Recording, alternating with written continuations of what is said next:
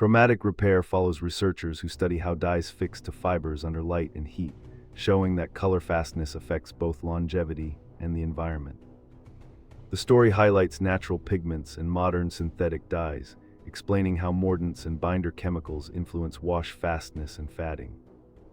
It then reveals how brands test textiles under accelerated aging to predict real-world wear, and how these tests reduce waste by guiding smarter color choices.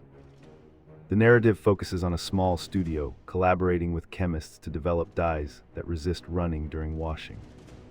In the end, the viewer sees fashion that stays vibrant while respecting people and the planet.